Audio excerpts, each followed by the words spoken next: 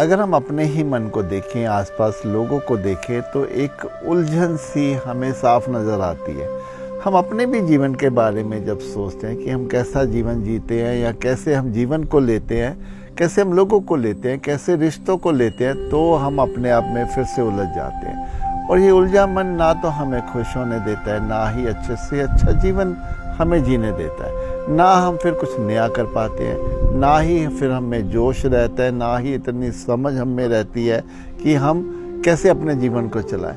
और मुश्किल ये होती है कि हम तो उलझे ही रहते हैं, हम अपने आसपास के लोगों को भी उलझा के रखते हैं, उनके मन को भी हम उलझा के रखते हैं, क्योंकि जो हमारी डिस्टर्बेंस है वो दूसरों को जाती ही जाती है। इसमें हम साफ तौर से अनुभव कर सकते हैं, हम देख सकते हैं, जैसे दूसरों की डिस्टर्बेंस हमें आती है वैसे हमारी भी दूसरों को जाती है। तो ये जो उलझने हैं, जो हम पास्ट की लेके चलते हैं, मेरे जीवन में ऐसा होना चाहिए था, वैसा होना चाहिए था, ऐसा नहीं होगा, या हम भविष्य में ही उलझे चले जाते हैं कि कल को मेरा क्या होगा, ऐसा नहीं हुआ तो क्या होगा।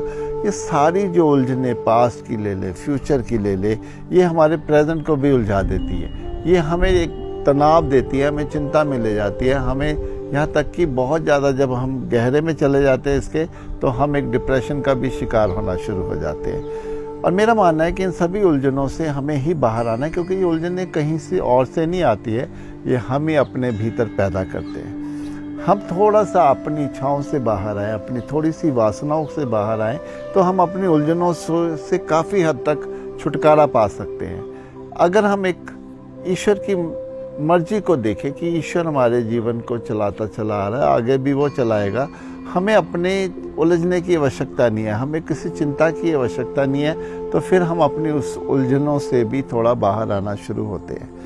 मेरा मानना है कि जब तक ये उलझनें हमारे भीतर रहती है, हम जीवन में कुछ भी अच्छा नहीं कर पाते, रिश्ते तक हम अच्छे से नहीं निभा पाते हैं। इसलिए बिल्कुल फ्री हो जाए, जो हो रहा है होने दें। जैसे कहते हैं कि यहाँ पर ईश्वर की मर्जी के बिना एक पत्ता भी नहीं हिलता, तो फिर हम किस उलझन में हैं, हम उलझने क्यों लेकर बैठे हैं। उससे हमें ना आज तक कुछ मिला है, ना ही आगे कुछ मिलने वाला है। इसीलिए तुरंत इसी समय अपनी उलझनों को यहीं पे छोड़ दें।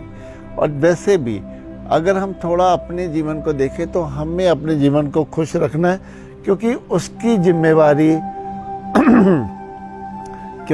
जिम्मेवारी हमारी ही है अपने आप को खुश रखने की।